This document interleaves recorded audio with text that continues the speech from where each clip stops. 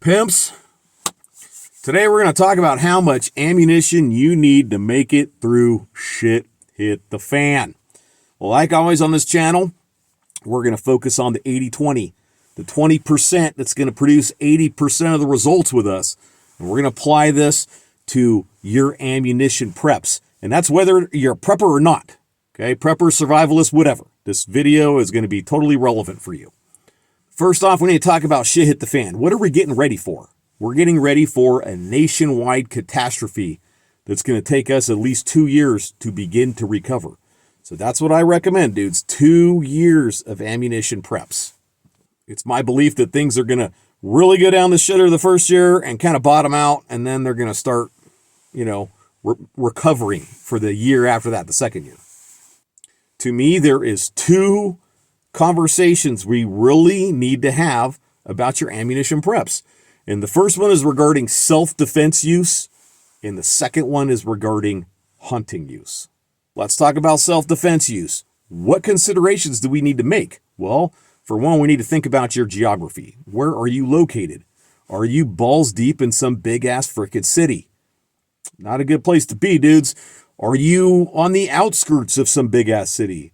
Are you within an hour of a big-ass city? Because if you're in any one of those places, and let me do a sideline real quick, go watch my Golden Horde video. You're going to want to know what you're going to be up against. It's going to give you some realistic expectations, okay? So let's get back on track here. If you're in any one of those places, up to an hour away from major metropolitan or high population areas, what you need to have is you need to have a modern semi-automatic rifle and 1,000 rounds of ammunition for that rifle. That's my opinion. 1,000 rounds will get you through. Remember, dudes, you're not looking for gunfights. But if it looks like you're going to be in one, you're going to act with extreme violence of action, and you're not going to stop until it's done, and you're going to freaking finish it.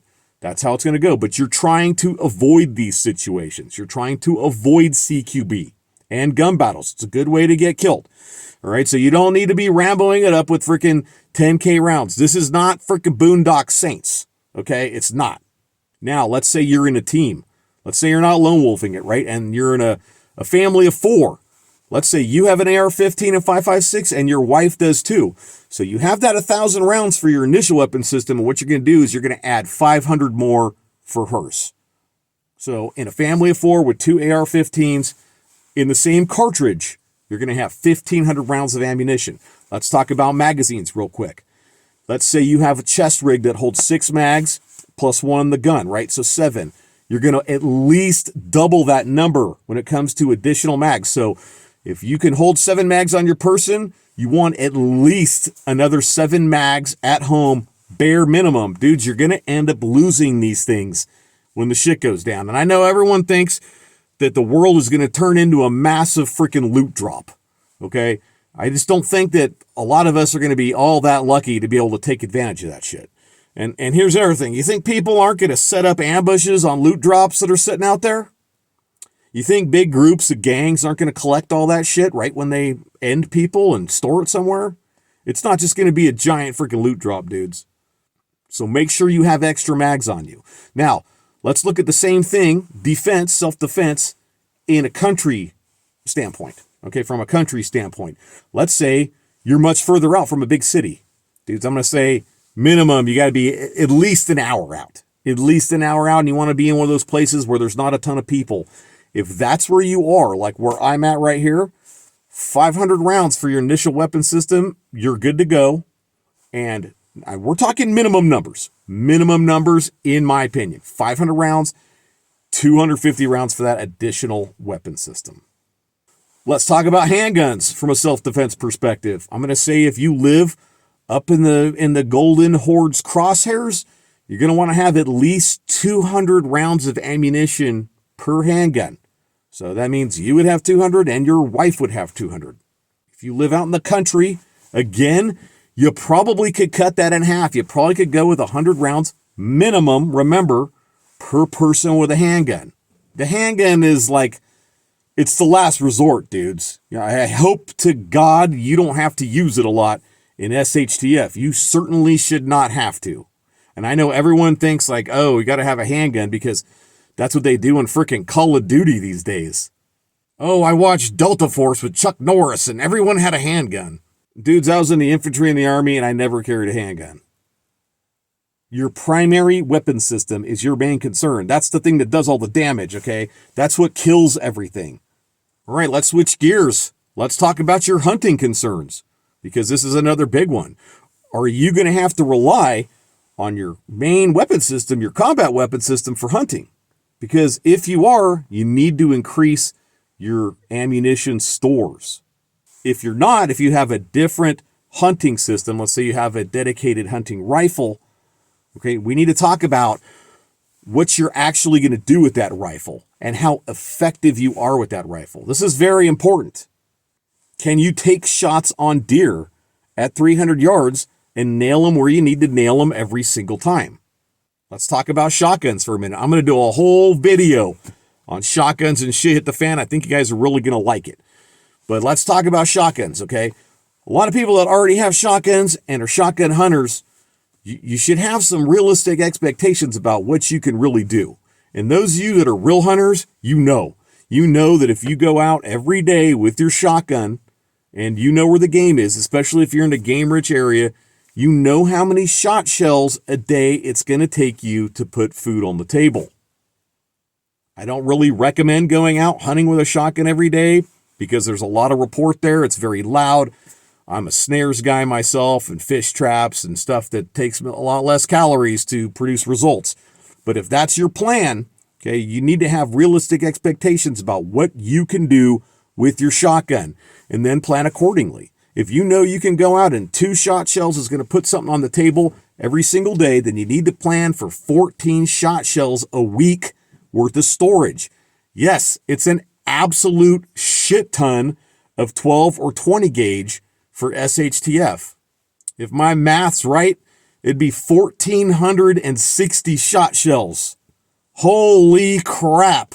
This is another one of the reasons I suggest hunting large game. You can stockpile a lot less rifle cartridges that are going to be very effective at a lot further range than a 12 gauge and are going to put a lot more meat on the table with one pull of the trigger. Let's say you are planning on this big game approach, on hunting big game with a rifle cartridge to feed your family in SHTF. How many large animals do you need to put on the chopping block a year to feed your family?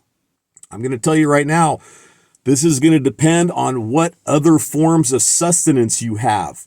If you're doing nothing but living on meat, you are going to eat an absolute ridiculous amount of meat every day. In my house right now, 4 people, we consume minimum 4 pounds of meat a day.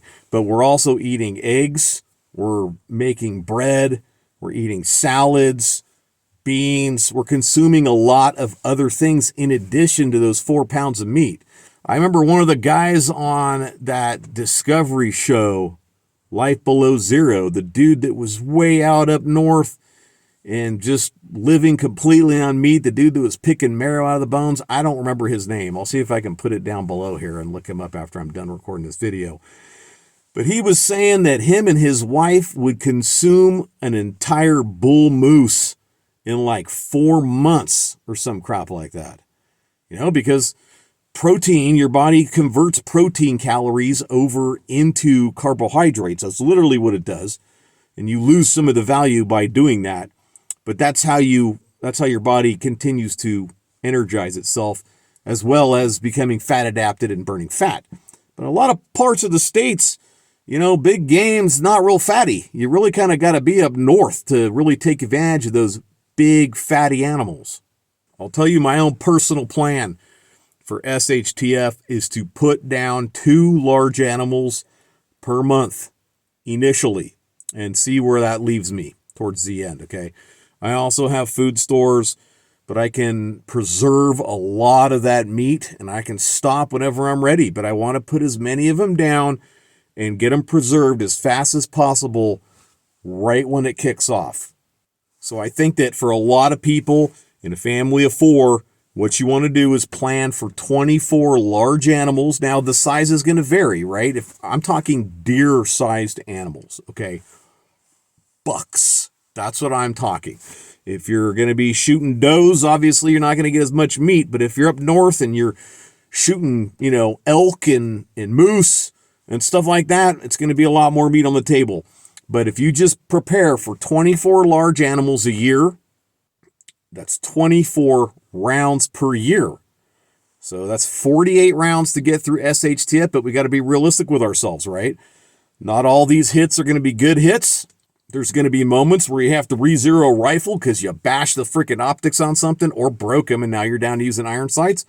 Or you had to swap the optic out with a different optic, whatever the reason. Okay, so I'm going to say that minimum 200 rounds of high-quality hunting ammunition for your hunting rifle.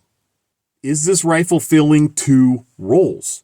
Could it possibly be used as a dedicated marksman rifle? Could it be filling a DMR role at all? Could that happen? Because if that's going to happen, I would double that initial 200 round count to 400. And we're talking minimum numbers again, dudes. Let's talk about this hunting rifle, city versus country.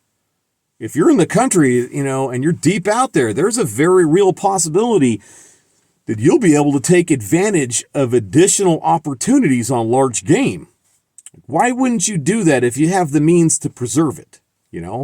So I'd probably increase that amount a little bit. And also, guys, consider your own geography. Do you live in a place with long visual distances like I do? If anyone bad did decide to come down this road, which I don't know, there's a possibility of it, but they could decide to take shots at us at a pretty long distance.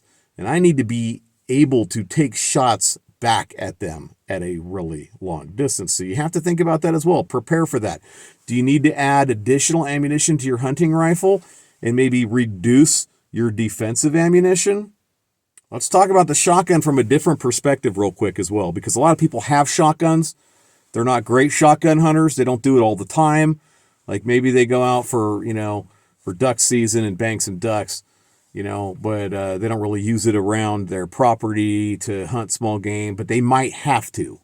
In that instance, what you really want to kind of do is just equip yourself with a basic amount of 12 gauge or 20 gauge and varying levels of shot that are going to fit the game in your area, right? So let's say there's an absolute shit ton of dove where you live.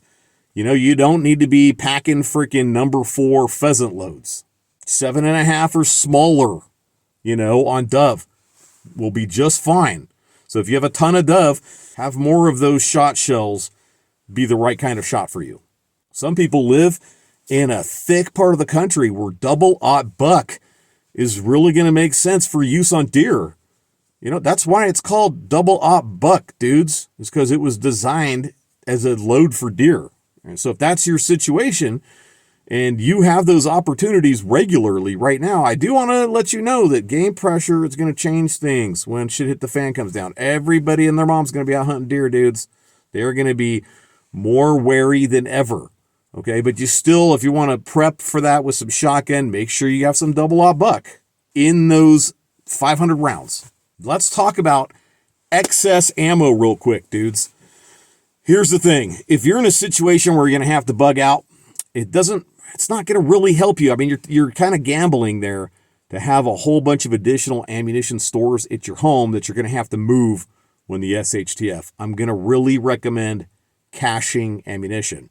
I'm going to do a video here, maybe today, about the weight of ammunition, and it is going to freaking blow some of y'all's minds. I just did one on TikTok, kind of screwing around the other day, but I'm going to do one that's more thorough, and we're going to get into the discussion a bit more here on YouTube.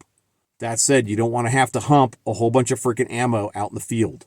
You do not. This shit is really heavy. If I remember correctly, you're going to get 38 rounds of 5.56 per pound. With 30-30 Winchester, you're going to get 22 rounds per pound. So everyone that thinks they're going to hump 10,000 rounds out, that shit's not happening. or I'm going to hump 1,000 rounds of 12 gauge out to the field. It's not happening. You get 11 shots per pound. So be realistic with yourselves, dudes. If you need to cache ammo, do it now. For those that are prepping and are already out in the country, you're in a much better situation. Obviously, you can have big stores of ammunition. And guys, I would just tell you, my personal recommendation would be to make it to the minimums we discussed in this video, and then to continue to stockpile more ammunition. You can use it in trade. You could find yourself in a pinch where you're like, damn, efficient in the field was freaking wrong, dude. 1,000 rounds of defensive ammo is not cutting it. Like, I need more. Thank goodness I stored an extra 500 rounds, right? So, and these are bare minimums. The number I gave you guys are bare minimums. I will tell you that personally, I have in excess of all of these amounts, in excess of them. And I continue to add to that at this point slowly because I have quite a bit of ammunition. It's just not going to hurt you to have more. That's it, dudes. I'm going to wrap it up. Hope you guys enjoyed that video. Comments down below. Do you agree? Do you disagree? Where are you at with it? What do you think? Like, share, subscribe it, and check out my Patreon link in the description if you want to come help support the channel. My patrons helped me get a new camera that's going to be coming in pretty soon, and I am stoked. It's going to help increase the quality of these videos. So thanks to you guys for the help with that. I'll see you on the next video.